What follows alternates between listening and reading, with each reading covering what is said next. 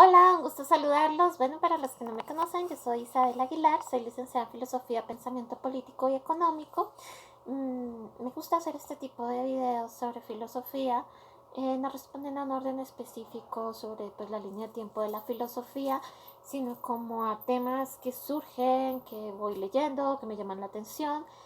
Infortunadamente no hago los videos con la regularidad que me gustaría por cuestiones de tiempo, que no me he organizado bien para poder cumplir con subir un video semanal.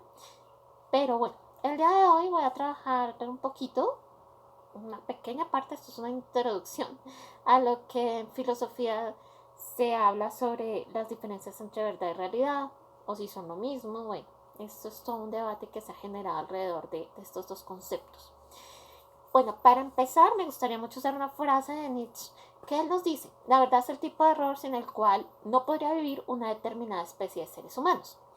Las preguntas sobre la realidad y la verdad pues, han sido de preocupación para los filósofos desde la Grecia clásica hasta nuestros días, y pues muy seguramente adentrándonos más atrás en el estudio de la filosofía hinduista, en la filosofía china, pues vamos a encontrar que también este tema sobre verdad y realidad ha generado un debate epistemológico sumamente importante, pues porque existen controversias alrededor del mismo. Eh, Aristóteles, por ejemplo, se va a fundamentar en dos premisas. Entonces, en la primera, él habla de que la verdad va a estar en el pensamiento o en el lenguaje.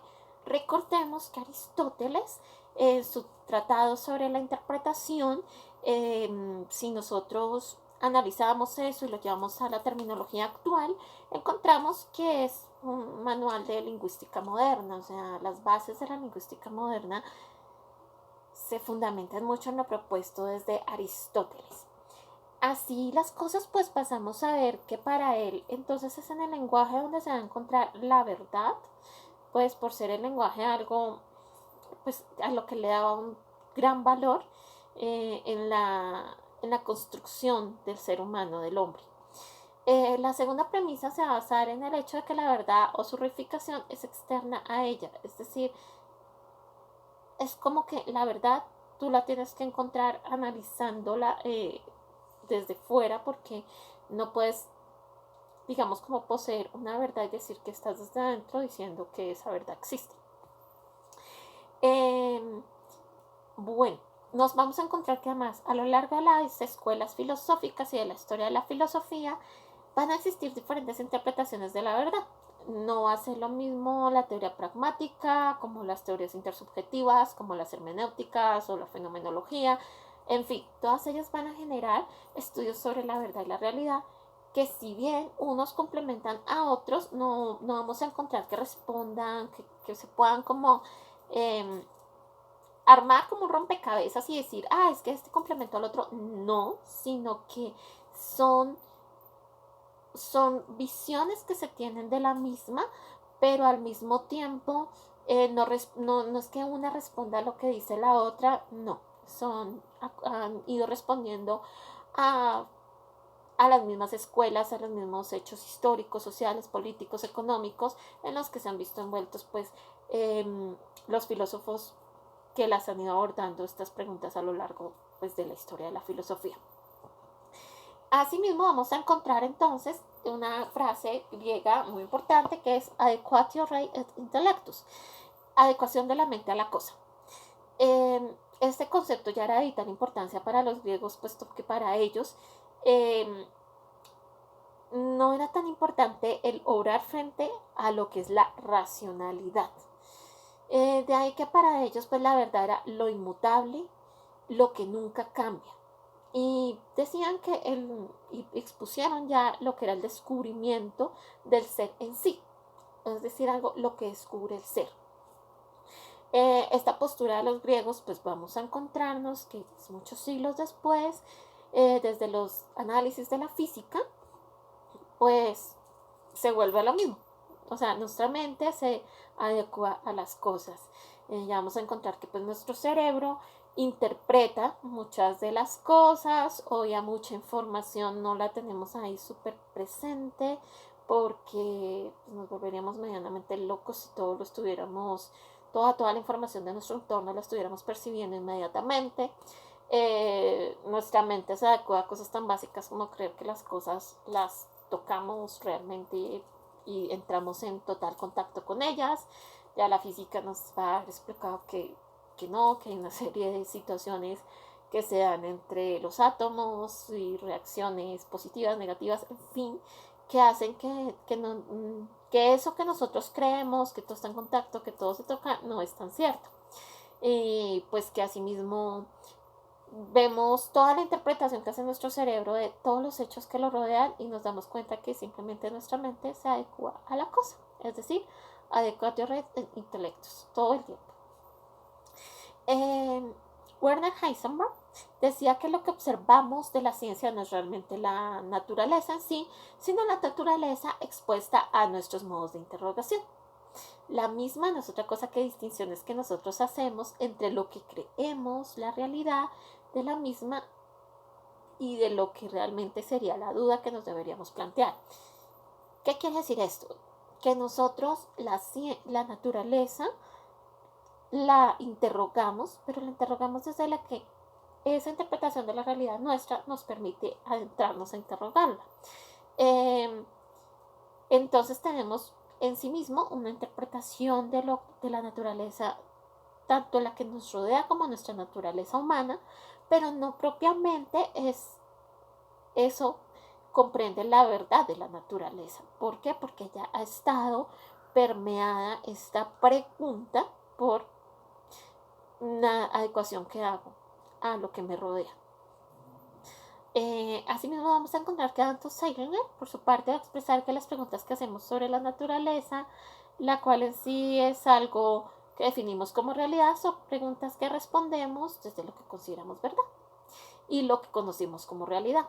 Es decir, nunca vamos a generar una independencia entre la verdad y la realidad, puesto que la información que percibimos con nuestros sentidos es lo que consideramos realidad y damos por verdad. Todas las interpretaciones que nosotros hacemos de todo vienen basadas por nuestros sentidos y pues ahí vamos a encontrarnos pues, lo que ya Descartes nos va a hablar, y es que nuestros sentidos pues nos engañan. Entonces ya en ese sentido nos vamos a encontrar algo. Nuestros sentidos nos hacen interpretar una realidad. Nosotros con base a esa realidad planteamos preguntas para encontrar la verdad, pero partimos de unos sentidos que nos engañan y de una mente que se adecua a la cosa y la interpreta. Entonces ahí ya vamos encontrando que entre sentidos y adecuación de la mente pasamos a una realidad de lo que creemos y a dar como respuesta a una verdad que consideramos está bien analizada desde nosotros. Entonces hay que tener aquí, bueno, cuidado. Ante esto, pues nosotros podemos caer en el riesgo de creer entonces que la realidad es vacuidad, que entonces pues nada de lo que vemos o interpretamos o asumimos como cierto lo es, y nos iríamos pues como a que nada tiene entonces una existencia real, que todo es relativo, que pues entonces yo interpreto una cosa, tú interpretas otra, entonces los fenómenos, yo puedo tener un concepto, un fenómeno y tú otro, y ahí es donde Descartes se vuelve clave, porque él llega y nos dice, no, un momento, ante esta situación de desorden total, donde todo el mundo entonces te propondría a cada fenómeno un concepto distinto, vamos a hacer pues el discurso del método. Y entonces él va a decir, no, mire, vamos a analizar las verdades y las opiniones, las cuales son las causantes de la perplejidad y la duda en la filosofía. Vamos allá necesariamente a que se busque construir pues un método de evidencia, que es lo que conocemos como el método científico, para hacer de una situación en que vamos a nacer de una duda metódica, de un escepticismo, es decir, vamos a tener unos pasos puntuales para poder llegar a una verdad. Entonces él nos dice, mire, uno tiene que dudar frente a las opiniones para evitar generar prejuicios. Con eso, mientras tú dudas de esas opiniones, mientras evitas los prejuicios, es mucho más fácil que encuentres la verdad. También tenemos que ver la moral como algo provisional, en la cual se encierra el respeto a las leyes de Dios, la energía, la fuerza de voluntad y el vencimiento propio, pero clave con eso. La moral debe ser pues una parte provisional en este estudio, eh, que nos permita pues tener una mejor disciplina en cuanto al tema de cómo interpretamos los prejuicios. Él dice que se hace necesario evidenciar pues la propia existencia. Recuerden pues que su frase famosa es pienso luego existo. Entonces pues si existo estoy pensando y estoy planteándome interrogantes sobre la realidad que mis sentidos absorben y trato de llegar con esa realidad a una verdad. Deducimos entonces lógicamente las demás verdades y generamos divisiones de las cosas. O sea, lo máximo de las verdades, los máximos que vamos a analizar, los convertimos en partes, los subdividimos en partes de objeto de estudio para así evitar las dificultades. Y esto los vamos a enumerar y ordenar en elementos para comprender la totalidad. Si ustedes recuerdan, los que ya han pasado por la parte de tener que plantear tesis, generalmente lo más complejo es plantear la pregunta-problema. Entonces siempre le dicen a uno que trate de delimitarla lo más posible para que ese momento en que tú apliques los instrumentos de investigación y hagas el análisis y quieras llegar a una conclusión, pues sea lo más apropiado posible, lo más efectivo, porque si no, si tú escoges una pregunta de investigación sumamente amplia, con categorías amplísimas, pues los instrumentos de investigación se te vuelven muchísimo más complejos de aplicar y entonces pues nunca terminarías la tesis porque nunca podrías llegar a un resultado puntual sobre algo. Entonces ahí es donde nos muestran esa división de lo máximo en partes y se van un paso a paso, que en una tesis serían los objetivos, que partimos de un objetivo general y postulamos unos objetivos específicos con los cuales nos enfocamos a tratar de encontrar la verdad sobre esa situación que nuestros sentidos observan en la realidad y que quieren ver si hay una verdad que responda a eso. Al analizar la propuesta cartesiana, vamos a encontrar que para hablar de la verdad se parte de la existencia real del hombre, pero es este res cogitans el que generará el descalabro de la filosofía moderna, puesto que el mismo pues deja espacios a la interpretación más allá de la realidad y la verdad. Si bien hay todo un análisis de la parte de la filosofía hacia la búsqueda de la verdad, la propuesta de Descartes pues, es clave para no caer en los relativismos. De todos modos, pues hay espacios que él deja para la interpretación. Recordemos que pues Descartes en parte de su investigación de método científico no mete ahí, pues por ejemplo, la pregunta sobre Dios. En parte, pues Descartes es católico, es creyente, él asume eh, esa parte, dejar los valores religiosos por fuera para evitar pues, complicaciones. Obviamente tiene una razón de ser. Dios es algo que nosotros no podemos interpretar desde una realidad. Dios es algo que va a partir de nuestras creencias y esas creencias muchas veces pues obviamente se basan en experiencias significativas de la fe que hacen que tú creas o no que existe Dios. Si nos damos cuenta, esto genera que, por ejemplo, no es lo mismo que una persona que ha tenido una experiencia significativa en la fe, que siente que de un modo u otro Dios ha actuado en su vida, deje de creer. Es muy difícil convencer a esa persona de que no crea en Dios, a que tú convenzas a alguien que nunca ha tenido una experiencia significativa en la fe, que la verdad la religión pues sí, la ha recibido por su familia, por su crianza, pero que realmente no es, no es una verdad en su vida, no es algo que sienta que es inmodificable. Pues esta persona es mucho más susceptible a que tú le hagas dudar de su fe, de sus creencias, en fin. Esa parte de la verdad, de la realidad, pues varía mucho en ese sentido. Para una persona creer en una determinada fe, en Dios, en una determinada religión, eh, puede ser una verdad absoluta. Para otras personas, pues esa misma religión la pueden desechar, cambiar a otra religión o simplemente no creer. Y en cierto modo ambas estarían teniendo una interpretación de la realidad y de la verdad. ¿Por qué? Porque en la realidad de cada una hay dos diferencias. En la una hubo un actuar de Dios y en la otra no. Y ahora, caeríamos en la parte, pero ¿cómo saber que fue un actuar de Dios? Nuestros sentidos, o sea, tú vas a encontrar la persona que puede interpretar el haberse salvado de un accidente o haberse curado una enfermedad desde la parte científica, como vas a encontrar la persona que te va a decir que no hay explicación científica para esto, pues porque hay cosas que además, siendo sinceros, escapan a la interpretación nuestra.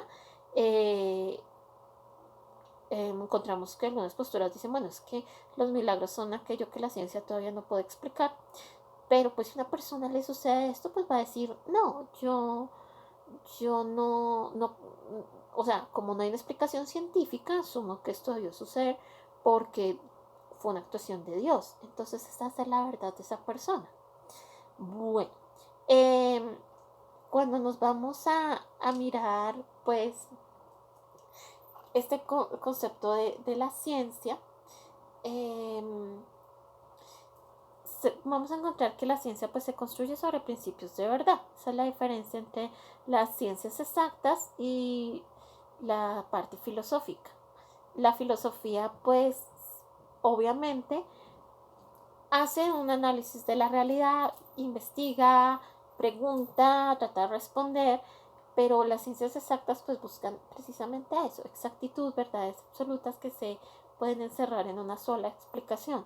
La filosofía responde más a la verdad universal y es, así como el universo se supone que va expandiéndose, que no lo explican desde la física, la verdad en la filosofía es algo que siempre está en construcción. Por eso son verdades universales. El conocimiento es universal y nos van a postular que no hay forma de que poseamos el conocimiento absoluto de nada. Tenemos partes y fragmentos de conocimiento, por ende tenemos partes y fragmentos de verdades. Entonces la verdad es algo que nosotros pues adecuamos a la realidad y le generamos una correspondencia entre el objeto y la idea existente, ya que la idea en sí no es otra cosa que la imagen. Entonces, pues recordemos en filosofía cosas tan básicas pues como, pues esto sería una idea en parte porque, o sea, una imagen de un color, alguien la ideó, una idea, creamos cosas en los objetos e interpretamos, para todos ya ver este elemento independiente del país en el que tú estés, es pues un color y sirve para colorear, para pintar. Cuando vamos a mirar qué expuso Platón, Platón en su alegoría de la caverna, que pues tal vez no, estoy prácticamente segura que es una de las analogías más hermosas que va a existir sobre la verdad y la forma en que interpretamos la realidad. Él nos va a exponer que la mayoría de los seres humanos se contenta con vivir en un mundo de apariencia, de imágenes, de esbozos, de conceptos limitados sobre las cosas, y propone además que la verdad y la luz son la única realidad, porque ella es todo lo que vemos. En el idealismo la conciencia puede equivaler a la luz de la caverna. Entonces, existe la verdad.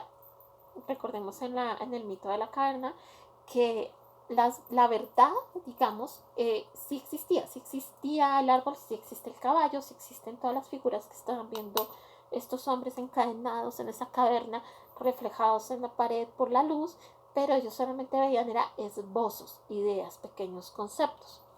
Incluso a nosotros mismos nos pasa.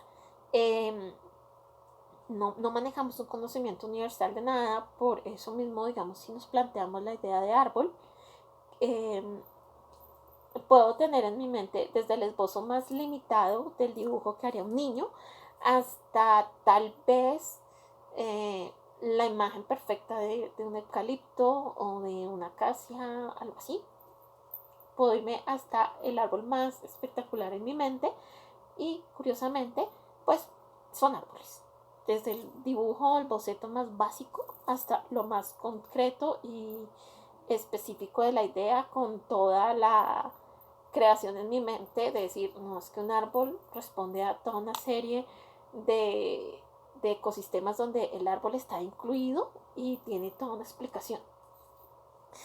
Eh, Luego de eso, pues nos vamos a encontrar que, que siempre nos van a decir, bueno, desde la ontología nos van a decir, hay posibilidad de encontrar alguna salida. Entonces Platón, pues por ejemplo, él expone que la posibilidad de que la realidad pueda ser expresada en en dos dimensiones. Acordémonos que para Platón existía pues el mundo de los sentidos, que es el mundo de la percepción, donde nosotros interpretamos la realidad, que no es otra cosa que pues cosas que convertimos en realidad porque nuestros sentidos nos dicen que son reales, y que la segunda va a ser el mundo de las ideas. Allá es el mundo perfecto donde, eh, donde no están nuestros sentidos incluidos, sino que es un mundo donde las formas son perfectas y que es un mundo donde digamos que existe un ser humano que es único, donde se proponen entonces ideas de igualdad perfecta entre el objeto y la idea, donde la realidad va a generar una idea de imagen, generando así que ningún ser sea idéntico al otro, y que pues estos dos mundos están tramitados por el demiurgo. Entonces él es como ese puente entre un mundo y el otro. Pues luego pues también nos vamos a dar cuenta pues que esta teoría eh, Platón no va a poder sustentarla en su totalidad. La mayoría de los filósofos entonces van a concordar sobre la idea de verdad, puesto que van a proponer que la misma se trata de una interpretación mental de la realidad transmitida por los sentidos, que la misma se va a poder explicar desde el nivel sintético, el cual va a presentar una adecuación perfecta entre el sujeto y el predicado, ya que según estos el predicado pues absorbe en sí mismo la esencia perfecta del sujeto y lo convierte en un juicio o en una verdad, y a su vez lo transforma en conocimiento. De ser así, pues la interpretación subjetiva de la realidad, filtrada a través de los sentidos, pues nos muestra la verdad, en su caso, pues inclusive posibles verdades. Recordemos que la interpretación mental incluye creencias, valores y en última instancia la conciencia, porque puede engañarnos una vez que filtran la verdad a partir de nuestra subjetividad, construyendo pues una verdad solamente para nosotros mismos. Ahí pues el ejemplo que les ponía con respecto a creer en Dios. Entonces, bueno, ustedes van a decir, bueno, entonces podemos al fin definir en filosofía la verdad o no. Entonces, vamos a encontrar una frase de Bas Ferreira que él dice que la verdad no es un suelo firme sobre el que edificar ni una cima para conquistar, sino un horizonte que invita a seguir avanzando. Es decir, es como lo que nos ha mostrado la filosofía. La filosofía lleva siglos avanzando hacia la verdad, pero es como cuando caminamos hacia el horizonte, que por más que caminemos y avancemos, siempre sigue distante. Esa es la verdad y por sí ese es el conocimiento. Existen definiciones pues que buscan ubicar la verdad dentro de una idea, y vamos a encontrar distintos diccionarios de filosofía donde nos hablan de que la verdad pues es una identidad de una representación con la realidad representada, que es un cierto principio constante. Vamos a encontrar, por ejemplo, que nos dicen que la realidad de las situaciones dadas es la auténtica situación, pero se puede concluir entonces que cuando uno analiza pues dichas definiciones, la verdad se convierte en un reflejo de la realidad ante situaciones, simplemente, porque todo el tiempo vuelve y nos lo deja a manos de nuestros sentidos y de lo que podemos interpretar a través de ellos.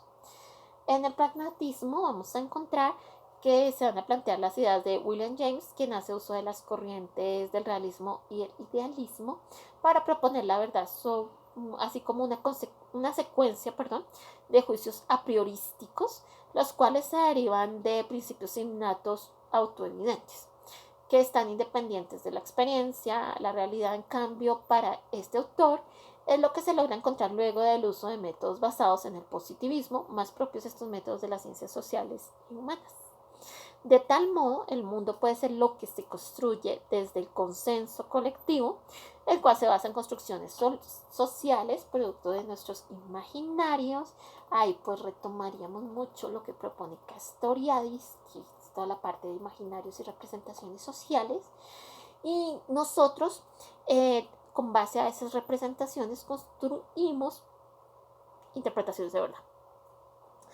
Pero la verdad también pues es por su parte una construcción subjetiva que cuestiona el mundo de las apariencias, y esta se construye desde el lenguaje. Entonces volvemos a Aristóteles y la interacción, y está además pues producida mediante interpretaciones de que cada ser humano tiene sobre la visión que posee del mundo que lo rodea. De tal modo, pues vamos a poder evidenciar que las definiciones sobre qué son la realidad y la verdad han ocupado pues a los filósofos, puesto que es algo muy simple, es que es ir de lo común a lo universal.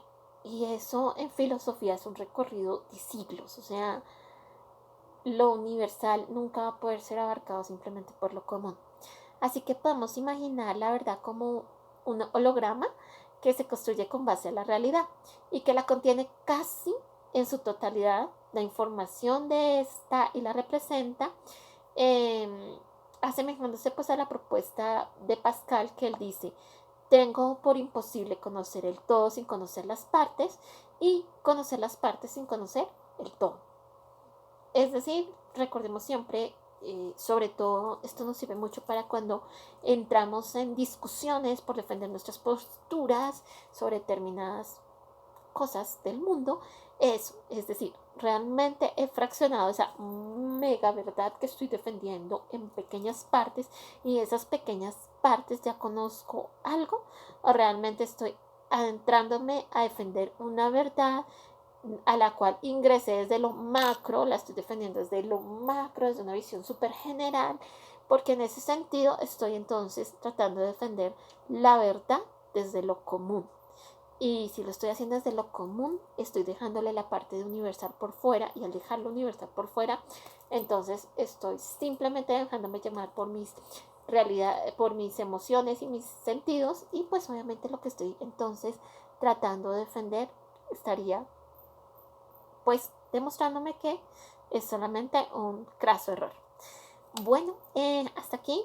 Espero que les haya gustado. Sale un poquitito largo el video, pero es que es un tema complejo y largo, y de por sí, bueno, nos saltamos 80.000 filósofos porque es que es imposible abordarlos a todos en esto. Que tengan una feliz semana. Chao.